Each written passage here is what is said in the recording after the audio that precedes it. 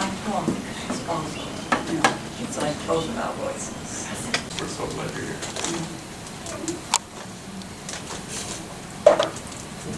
I would say we should try to wrap up about 3:30, about 1 hour. And we have the internet and PowerPoint, so you're okay with that, right? Yeah, we're good. Showing us video. Yeah, we're ready. We're ready when you're ready. Is that a way for anyone to find it? Doctor, is this a way for anyone? Well, I have to move it, No, I that. think it is kind of in the way. Yeah. Michael, do you think you could help? What is the problem? Get out of the way?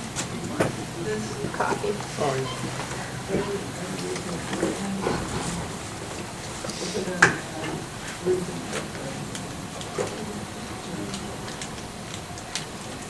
I think if you're going for the next hour, whatever you like is perfect. Now, can the students stay a little longer after the hour to look at the table? Yes, I don't know their schedules, but we have about 15 minutes between classes. That's right. Okay. So you just know that's there, It's 2:35. Let me ask the camera people, did you introduce yourselves already?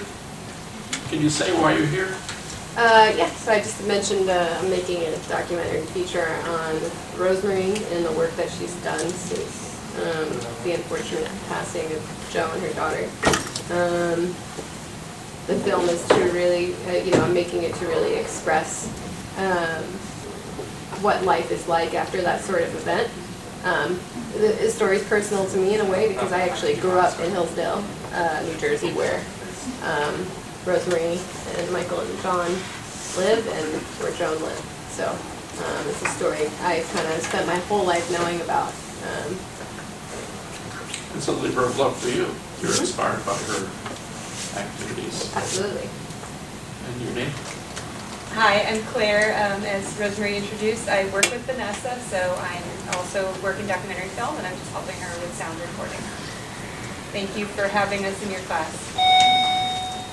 Is this a good time for me to introduce you and then you can take over? Yes. Sure. With your sons?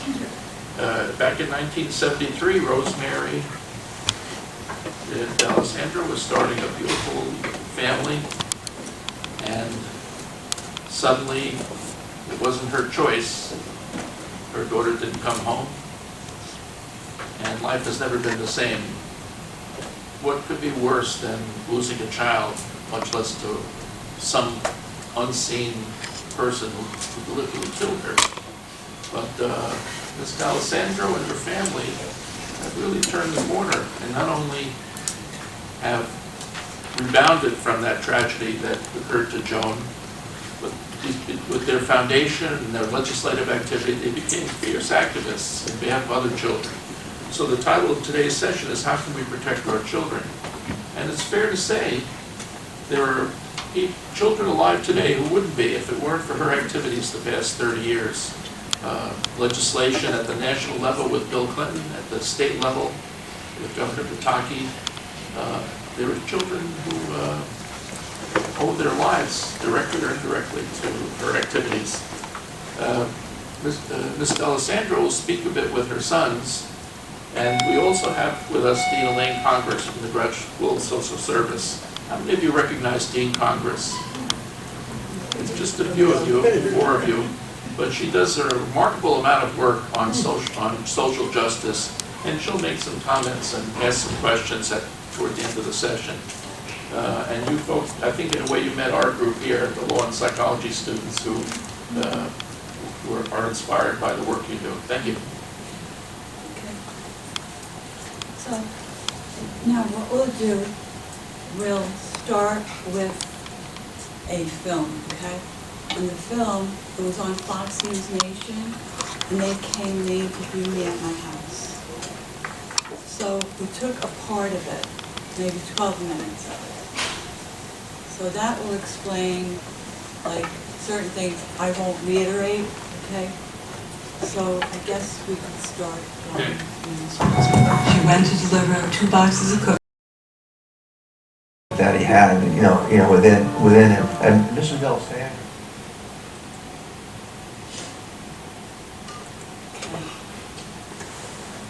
So anyway, this really gives you a good idea, okay? It must be like startling to you, to really see something like this. And do I have a mic? You have to come up here for, Oh, up there? you have to stand. Oh, yeah, I don't know if this is on. I'm not sure if that works. He doesn't know. We can hear you, Rosemary. you could? Okay, all right. So anyway, what happens is, I'll stand a little. Okay. So, I could see your faces and, you see him as the first time, but this is real, right? It's really real. And I think it's important, to bring it out. And I think what happens is it brings awareness. Now, all of you, are going to leave today, and then you're going to be aware of this case. And in being aware of it, I hope that you will be more aware of other little children and other families, and especially the children. And if you see something, you gotta stand up, okay? Even though your family might not like you. Because what you're doing is doing the right thing. And to do the right thing is something that when the end of your life comes, you will know that you lived a life that it was so important to you to do something that was so hard. And I'm talking to you now about like a big, horrible, or hard things, even the little things, or things that are medium. You always need to stand up and be brave. And that's the only way that you're going to really get into helping people. So I hope that after, I'll talk a little bit and so forth, and you saw this will prompt you to come into your inner light that's inside you and to shine that light that you have and to shine the courage that you have. But then you always have to do something, not just complain, not just say, oh, or that happened to them, or not, not care. I'm not saying you have to super care, but you have to care enough, okay? Now, there are cards and material there on the table. Take one. You could always get in touch with me, and you're not bothering me. I will, I deal with victims. I deal with, just anybody, and we talk and we listen. I listen to you. I learn where you're coming from, because in my work and what I do, I really listen, and I learn from you. I learn what your feelings are, what you have, what do we have in common. And it's a good thing, and it connects us. And when we get connected, you know what happens? You get connected, you go out and connect with more people, and we have power, and we have more strength, because we're unified, and we have more hope. So what this is about is that, you see, where I'm coming, telling a story, and, connecting with all of you. You go out, you connect with more people, and we're making a bigger picture. But in the process, while we're connecting, and you still connect like to this story, and what you have to do, you got to do something. Not just stay there and complain. And it could be volunteering. It could be, if you live around my area, come and help when we have fundraisers like yard sales, and we have galas, and we have bowling stuff, and then you can help with that. Or you go to some place where you live, and you volunteer to have children. See?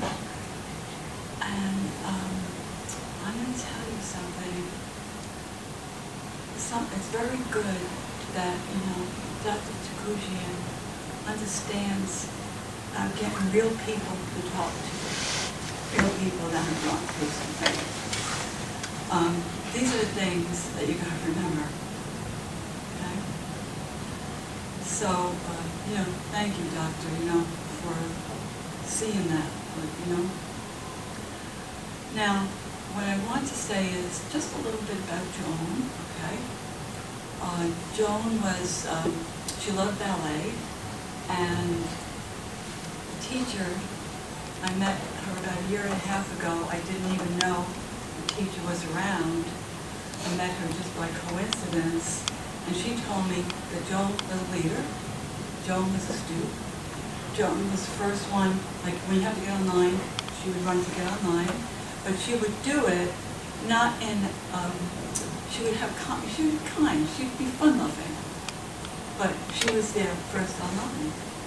And she loved to, but this was her, I'm saying this was her. Doesn't mean that you have to be first online, you know what I mean? But she loved to dance, and they said that she was very talented, very talented. And then the second grade teacher said she was a social butterfly. Now, on the playground about 20 years ago, one of her playmates told me, because Mary was a little shy, and Joan would see her there, and Mary was a lovely, lovely little girl. Come play with us. So she was like that. So she had that sense of social justice at 6, 7 years old. Now, what's happening now with the continuing of her legacy and the social justice that I'm going for, it's like, this is what she would have been doing. So therefore, when I talk, it's not just my voice, it's her voice also. See? And that's why. And I showed you the grave, and that's just like a spiritual, very nice thing. But I'm going to tell you something. You saw very, very terrible way she died in the book, and they really go into it, But it's a real story. And I'm going to tell you something, that she is not alive with her body, but alive every other way. That's why this legacy is going on even more powerful today. Okay? It just continues. And we will see what will go on. But you will be getting a white butterfly, and you will be getting why we have a white butterfly when we get to the words, to that part of the whole timeline. And what I want to tell you that with this white butterfly, about a year and a half ago, I found out that, guess what? She's named after St. Joan of Arc. And I found out that when Joan of Arc was on her horse with her banner, going to battle, guess what was behind her? White butterflies. All right? That's the book now. All right, what do you think of that? 1400s.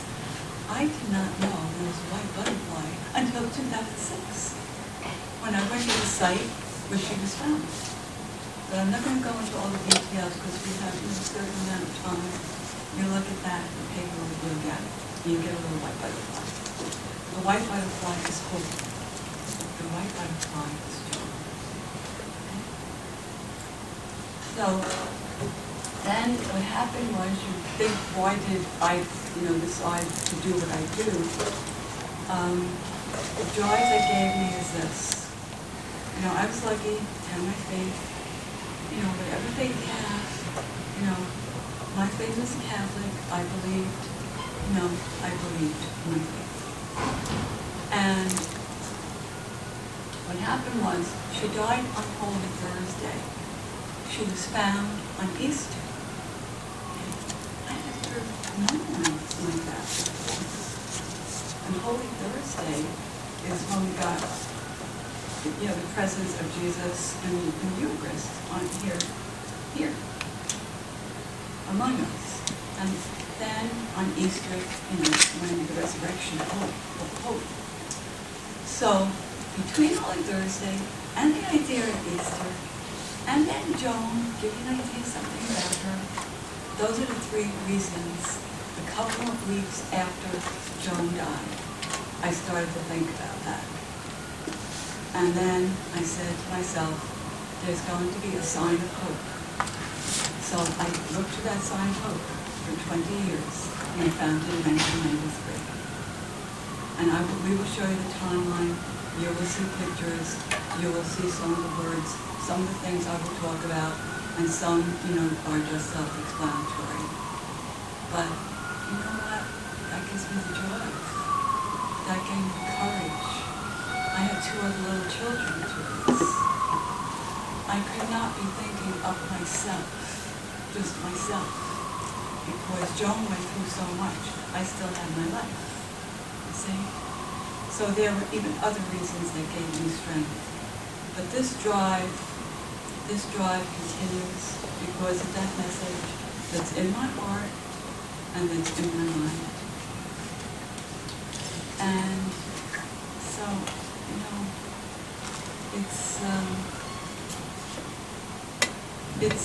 it's hard.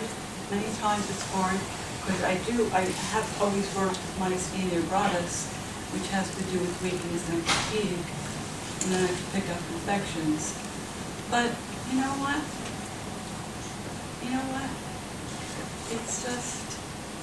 It's just a beautiful joy to do it and just feel it and to be free doing it, because I had to get free, right? I mean, I could have just sat in a chair and just, just be very sad inside, even though I was doing routine things. But I don't feel like that. I don't feel like that. And that's like, always, going to someone for help. So there's God, there's John I can talk to, there's others I can talk to, we have fun, and stuff like that, So now, what we'll do the timeline, John will work with that, John will do that, and then after that, I'll just 1 minute where I talk about light, and I spoke for noon trafficking the other night, so I spoke on light, but it's just 1 minute. And then I'll just leave you with something, and then you have questions. Okay? We'll do that. Okay. So that was John's time. Okay. So you want to go? No. Oh. So first we have the call on July 26, 1993. Rosemarie received the call that Joan's killer was eligible for parole 6 years earlier than expected. And I might intercede. That call was on July 26, 1993. The first hour, I just cried. And then after that, I said, okay, that's enough crying. We're gonna have to fight to keep the killer in prison. And we have the vigil on September 30th, 1993. Over 1,500 gathered in Veterans Park in Hillsdale to help achieve justice for Joan.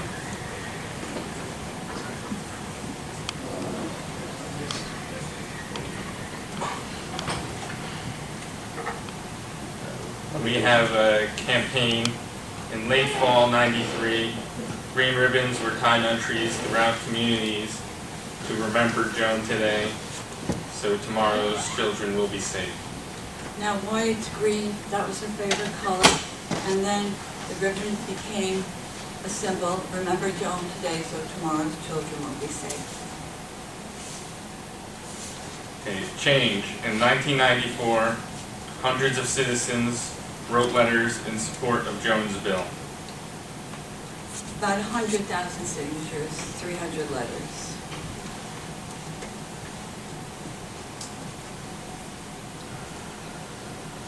Okay, so Joan's Law, the first one, April 3rd, 1997. Joan's Law was signed by Governor Christie Todd Whitman in front of the Bergen County Jail. That law took 3 years to get. I had to bring Joan alive after 20 years. And so during that time, I was also getting like a lot of negative reactions. from people that you wouldn't even expect to say that I was dwelling on it or never getting over it, but I had to bring her alive, so I had to really get into things.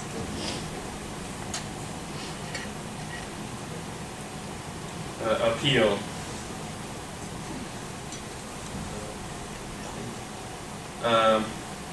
May 27th, 1998, Jones' killer was granted another parole hearing. The parole denial from 96 had to be done again.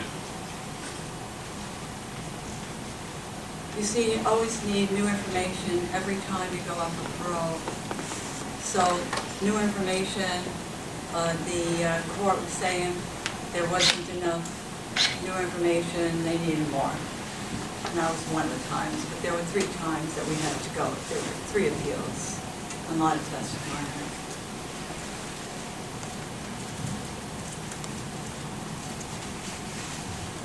Okay, in June of 1998, the Joan Angelo D'Alessandro Foundation was formed, also known as Jones Joy. Helps in neglected children so there could be more positive energy in the world and for them, and then they'll be more productive citizens. And these children, you know, come from like very bad situations, so we help them. And then there are the laws, and the first Jones law, it was for like anyone that murdered, molested, murdered a child under 14. But that you could see with that law, that would stop what we went through, because this law was not retroactive. Nothing is retroactive. It only activates after the time, after it's signed. So, you know. Okay, so then we get to the federal law, signed October 30th, 1998 by President Bill Clinton.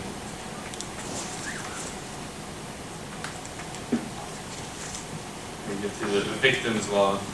On November 17th, 2000, the Justice for Victims law was passed in New Jersey.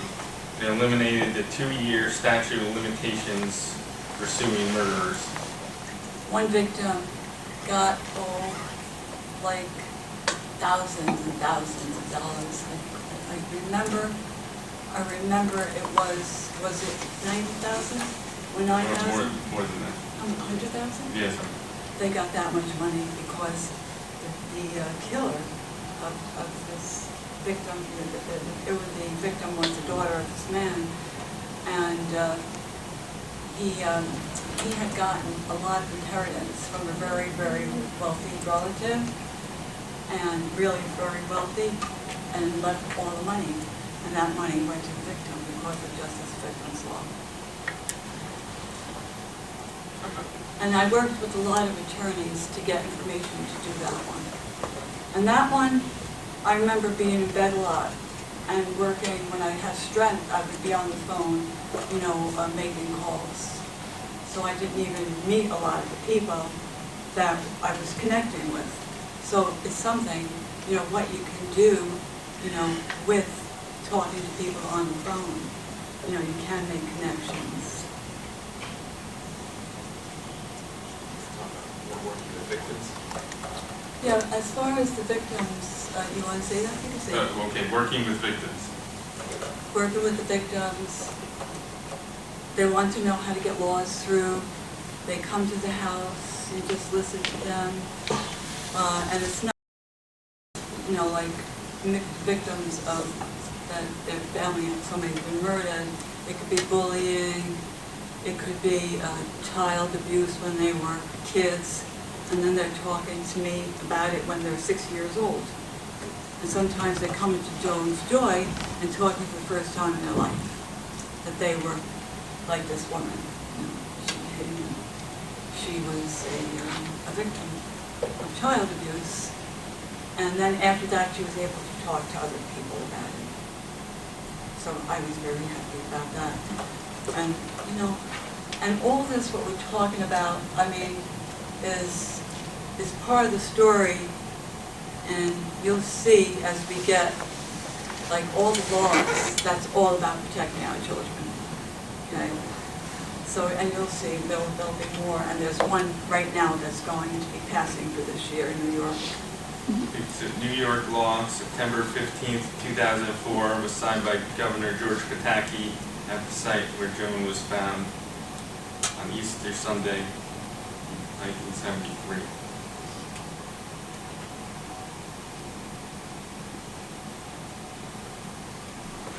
Okay, we'll get to... At that time, I was in bed when it was being signed, but I gave them a paper, like I wrote a letter, and they read it, and I wrote a poem.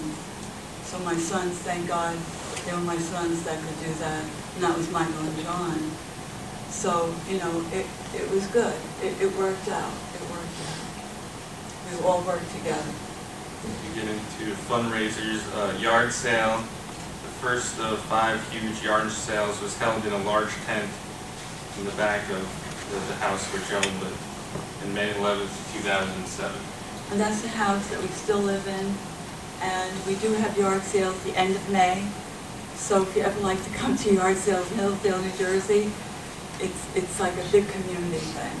And then it helps. It helps these, you know, poor kids and the work we do. Okay, eligible again. In fall of 2008, Joan's killer was again eligible for parole, and a new petition campaign began with over 100,000 signatures. Oh, I made a mistake. The other one, the first one, didn't have 100,000 signatures. It had much less, much less. But this time, if we didn't fight like this, he was going to be out, because he only got 14 years, which meant life at that time. So that meant this was a 25-year period. He was there like 11 years more. And I tell you, he was so close to getting out, and he was going to kill, you know how many people? He could have come in here and just put a gun and, you know, taken his life. That's the way it was. So the people, we did it. See how people do it? Uniting together. You see what you do? You do good things, right? Yeah. Rally. Rosemarie led an effort in front of the State House requesting a 35-year parole hit in November of 2008.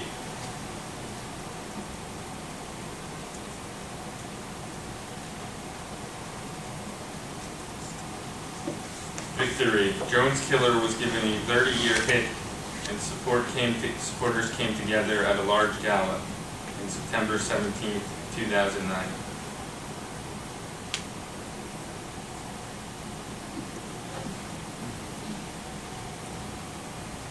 Helping children. Children from Covenant House, Holly Center,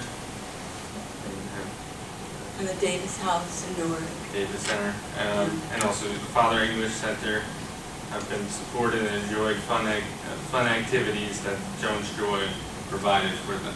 So like with the fundraisers that we do, for instance, the kids from the Holly Center will go to Great Adventure during the summer.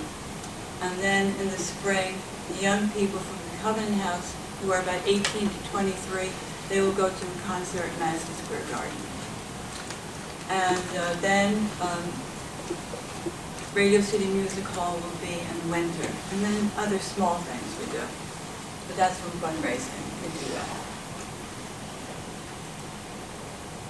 Remembering, in April 22nd, 2013, a crowd of 300 gathered in Hillsdale to remember Joan's legacy of hope and love.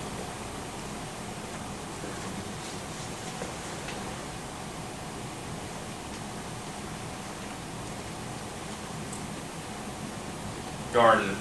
On June 27, 2014, the opening celebration of the White Butterfly Sculpture and Garden. Somebody help me hand out these, just pass these around to people if they... Remember, this is the part, now this is the part of what the garden is. It's in front of the Hillsdale train station, and there's the sculpture. Do you have a picture of it, John? Yeah, it's come up.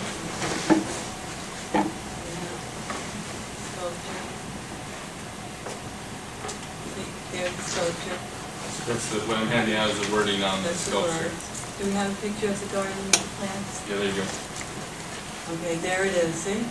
And then you see this, see that, the bench?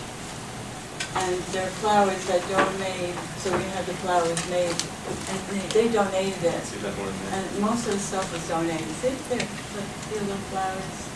And then above the butterfly, there's her signature, is there. And that's a green color, the second color was orange. And there's a white butterfly. And like, I would say about $65,000 we got that was donated from all the work that they did. And then the foundation had put in maybe about, we put in about 25,000, so if the work maybe was 50,000, they donated. So look at this, you know what this is for? This is for child awareness. This is about prevention, right? This is about awareness. So you remember Joan today, so tomorrow children will be safe. See? And then you'll see the fountain that we put in. John will show pictures of the fountain that we put in 2017, and that's called the Child Safety Forever Fountain. So this is all about big picture. It starts with Joan, but it's really about a big picture, protecting our children. Yeah. And I know Joan would love that very much, because that's what she would bring to. Safety Fest. September 20th, 2015, the first Jonas Joy Safety Fest at the White Butterfly Sculpture and Garden brought awareness standing up for child safety.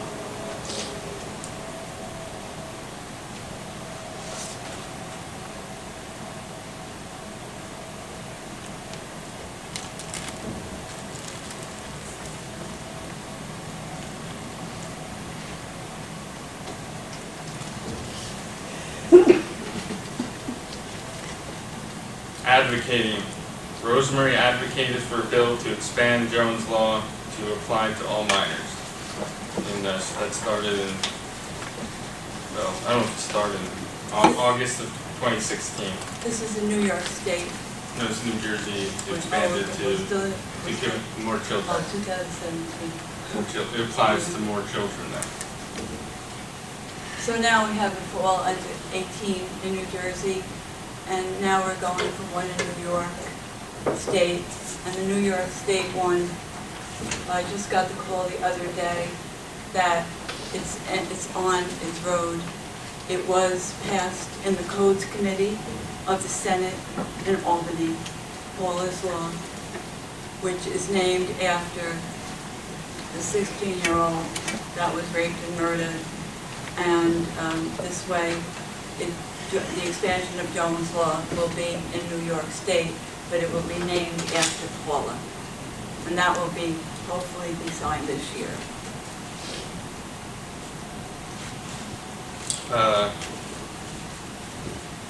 And this one is when we had the celebration, and that was for the 2017 expansion of Jones Law, New Jersey. That was signed. Yeah, signed. And then the young person did it because it would be helping people, youngsters like of his age. So he's the one that took the strip off that had been engraved. Okay, program. Jones Joy provided a child safety program to Hillsdale schools. It started in 2016.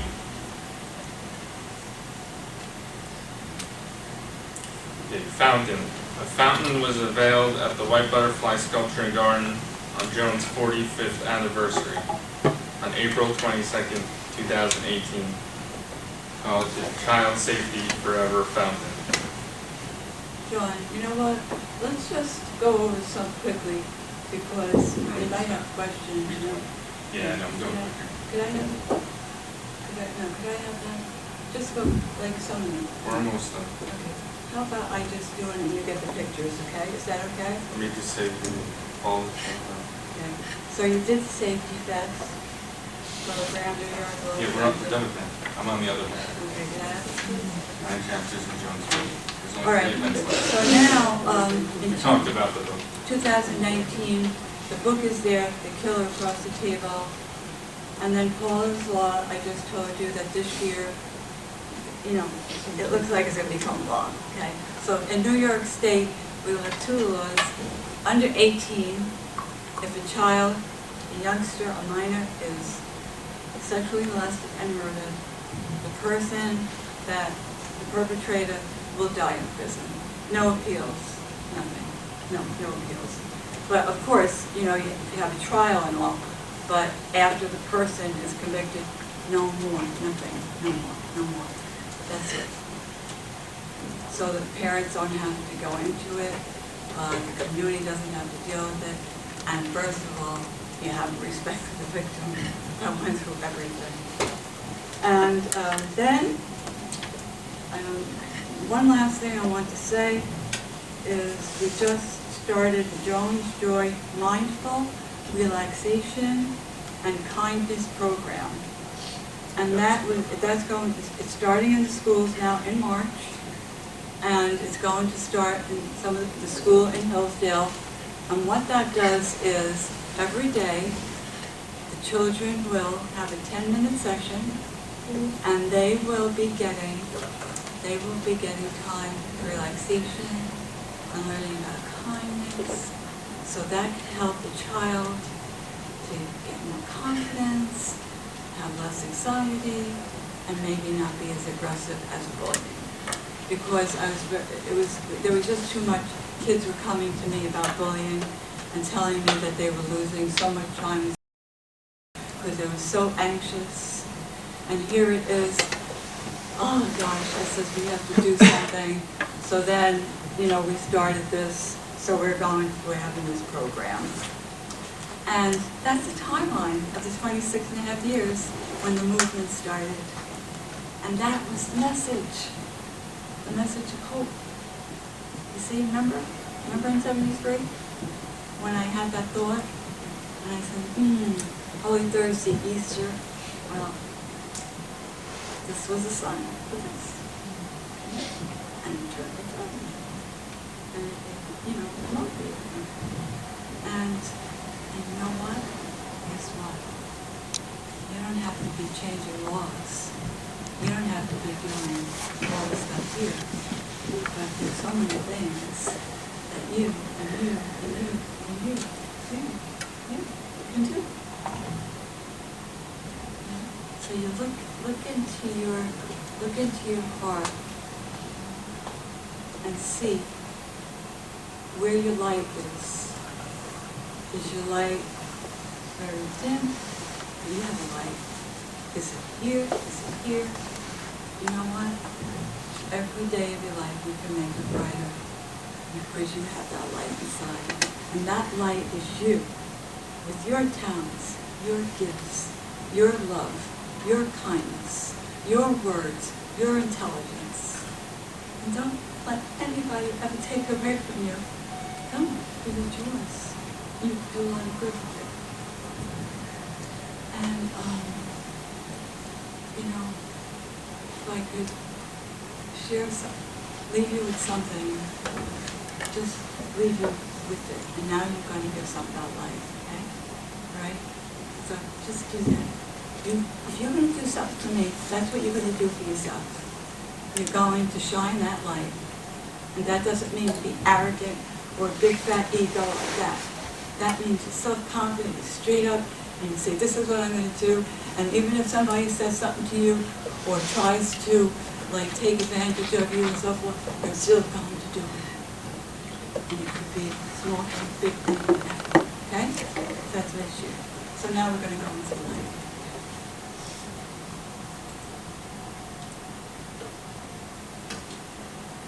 Do something. There's so much you can do.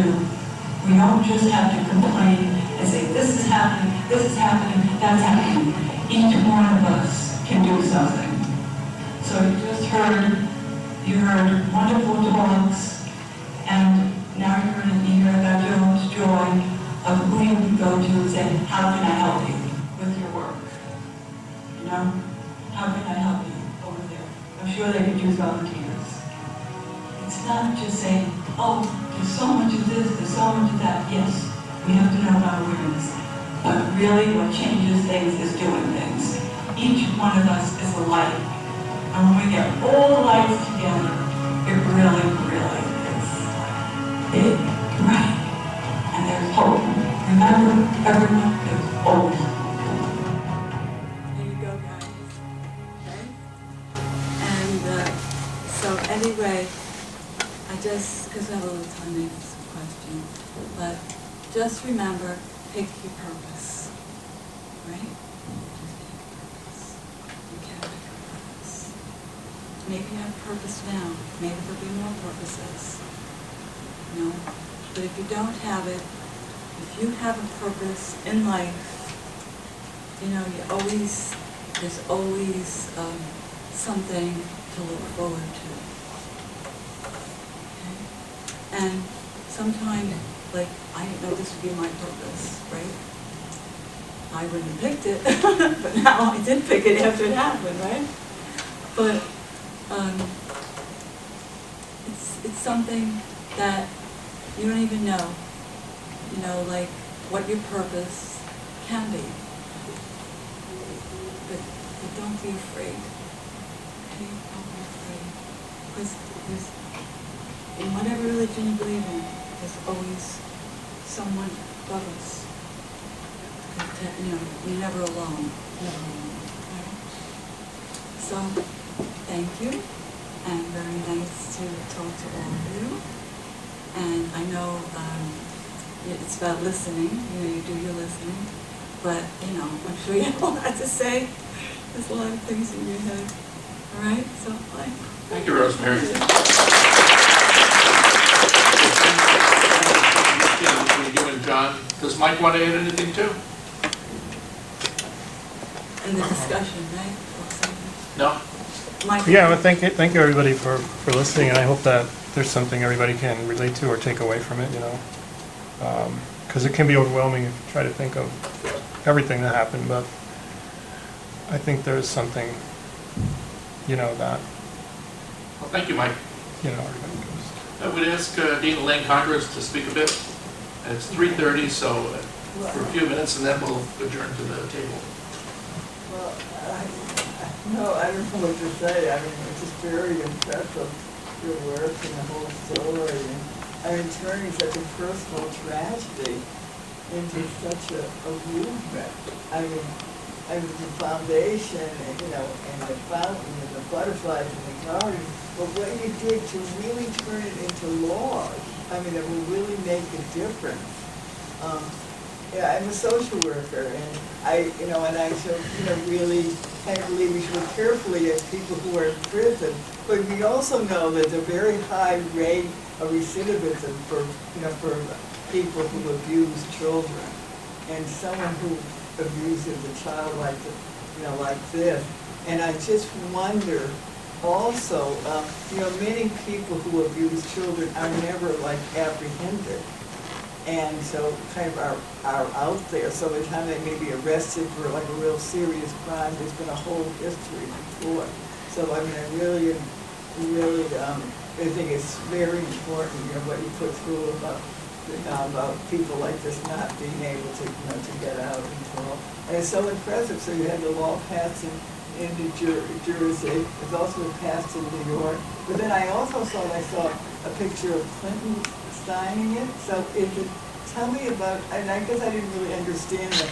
Is it happening in New York and New Jersey? There's also some kind of national law? First there was New Jersey, then there was the federal a year later, and I worked with Bob Franks, the congressman, and he was my inspiration as state senator. And it was, so you had to get a congressman and a senator as sponsors, because when you get a bill, you always have to have sponsors. So you need to have a sponsor, like in New Jersey, you need one in the General Assembly, and you need one in the Senate. Okay? So I found out, and then I'm just going to finish your question. So then after that was Justice Victim's Law, right? And then there was the New York State law under 14. And then there was the expansion one in New Jersey. and now there'll be this one in New York, and the expansion. Now, one of the ways I found out was get the media on your side, and that means how you relate with them, okay? And they will wonder, and they still aren't, and getting the message out. And I'll tell you, they've been very respectful. And then also another way that was helping a lot was connecting with the legislative aide in the office of the senator or of the congressman. It's that person that's the connector between you and the senator. Because a lot of times you can't get to the senator most of the time. But when I was connecting with them, even now with Paula's law, there's a good connection with Mary. But at the beginning, I wasn't hitting it so well with her. Okay? I was feeling it myself inside. And I said, oh, that's not good. So just think of the whole picture, Rosemarie. Think of the whole person. So that's the way I would do with a lot of these people. I think of the whole person, not just maybe one thing that would just get me saying, ooh, I don't know if I like that so much. You know, and I could have been wrong too. And sometimes I was, you know. I didn't evaluate right. But I'm just saying, you know, I got a little off course, but I wanted to tell you. Yeah, I just wanted to say, federal law is on federal property or between two states. So it's not really a national law, it's on between two states or on federal property. So is that a future goal to have some kind of national, you know? I mean, so if something like this happens, like in Montana, that, How you'd have to do that, you'd have to have a law for each state. So if someone... That's a new project for you, Rosemary. No, oh no, that's for you and you. Because that's where we're done, wherever state you are. Okay, and I think there are many seniors in this class, in this room, and probably some of you will go back to different states after graduation, so that's something. Hey, and you know what? to take forward. You always get back to me. Because it's not impossible. You have to have patience. The last law in 2017 took 7 years. But because of one politics. Right? And I go, oh, all right. So you just keep on calling them. And then they say, oh, you again? Yeah, it's me. So what are your newest projects? Huh? What are your newest projects? Well, we're going to Paul's Law right now. We're getting the school programs in school, and that's the one, you know, amazing, relaxation and kindness. So now it's going to St. John's. That's the school factor Joan went to. And now we're going to get it into the Hillsdale school system, you know, with the other 3 schools. And then from there, I'm hoping this sets precedent and other people will see it, and then they'll do some of the work. Okay? They'll do some of the work. That's a very important point. I didn't realize that you can't do everything, but you encourage Definitely. it and get other people to be All the involved time. and to All the time. try to make a difference. I'm interested in what people have to say. Yeah, we have a few minutes for comments or questions. Anyone want to start off? And here, John, why don't you show yourself? I was I would start by asking, there are many years in between your timeline. Is there an opposition to what you do?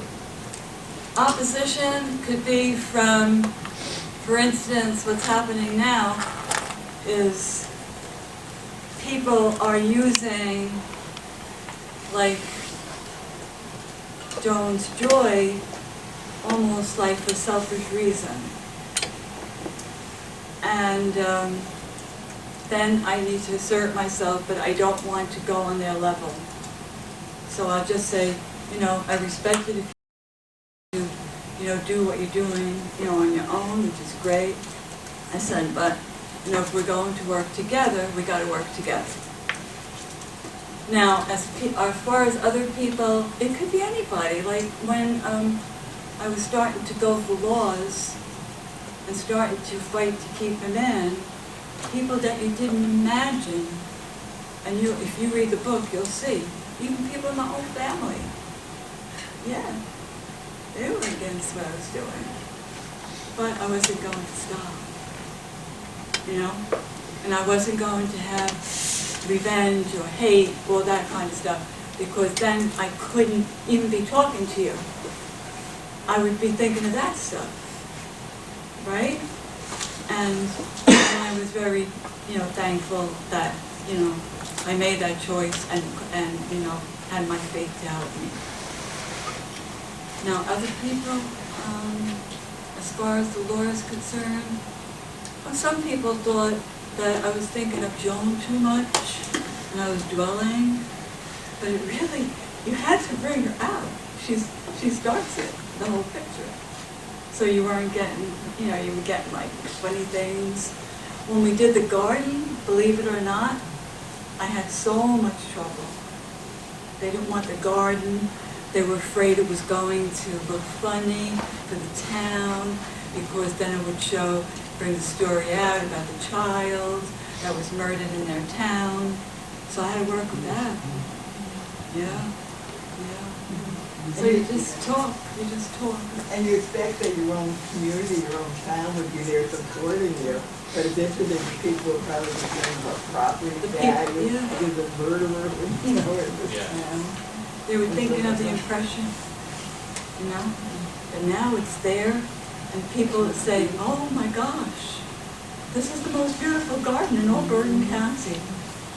They're proud of it, And they used to say I was a bleeding heart mother. They used to say, make comments that were just not nice. But you were really strong and you didn't let it stop you, right? Because it's the right thing to do. It's the right thing to do. And,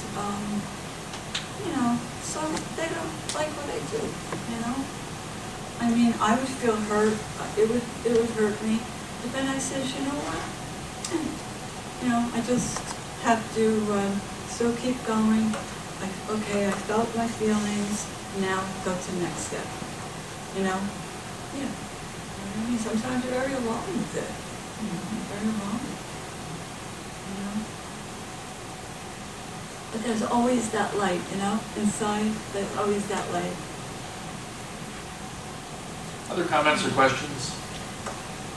Girls, do you have anything, boys? If not, it's a Anna? So last year, I worked in a clinic for sexually abused girls, both boys and girls. And for me, it was really difficult to just hear the stories and also to think of safety, because I know you, like Joan's laws about safety, just to think about safety in all different contexts. And how safety looks different to all different communities. So I think this kind of stands out to me as like, this one law is helping a community that is vulnerable to just a very delicate situation that is predators, and it's so difficult to keep them safe. So I thank you for, the work that you're doing. Thank you, and thank you for sharing. Yeah. Thank you. Anybody else have anything? Let me see who has something. Look at your faces. You. No, you, right here,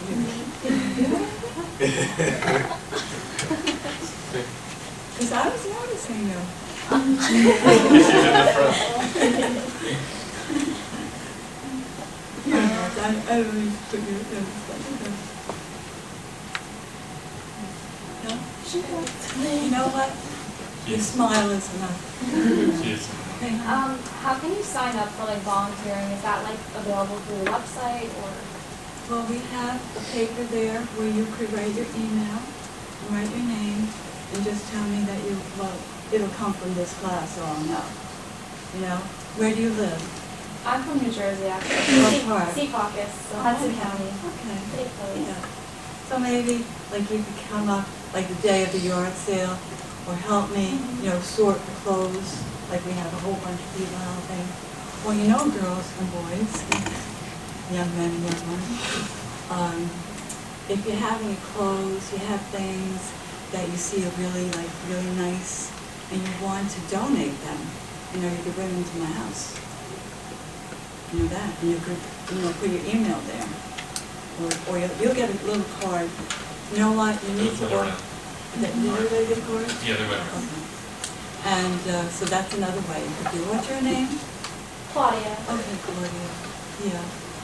That's a great question. Anything, yes. You're an inspirational mother, an inspirational woman. Thank you. And I'm just wondering, did the Girl Scouts of America help you at any point? No. Yeah. They stayed away from it because they were concerned that it would, destroy their image. So what we got was a card, and that was it. And then we were supposed to get $2,500, because you do insurance, like for each Girl Scout. I didn't know about that. So someone told me about it a year later. The Girl Scouts never told me. And I did bring things up. So we did get at least her in a book, the Girl Scout book, which is at their center on 5th Avenue. And we invite them to things, but like the administration, they just ignore you. But, I don't, like, leaders are nice, the mothers that do that. They just had a coat drive now, like one of the DZ troop, and they gave us the coats for the poor people, But it's seldomly done, honey. They stay away. They stay away. They stay away because they don't want to think about it. Sometimes I'll go, and it happens to other things too. They just go on the side of the street, so they don't even have to say hello to you. It still happens to me now.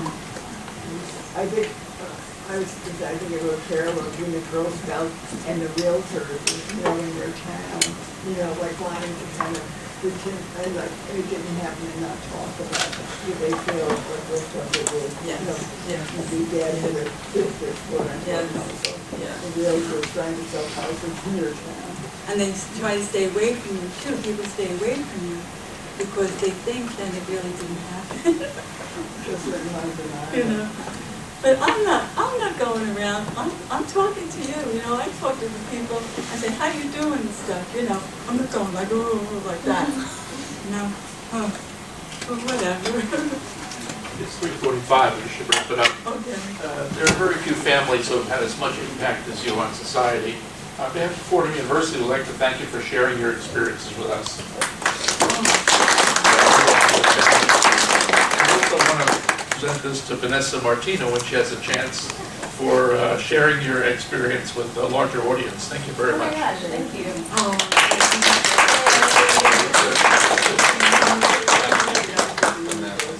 You're welcome to take a look at the table and see what's there. To work. I love you. And then today I met Claire. We'll get a picture with this. Thank you, folks. See, but they thought they did. They thought I was trying to get signatures from people who were walking 90 miles an hour. So then we worked with the news division. Yes, but it's a very, We just had, one release. round up. I could learn Like that.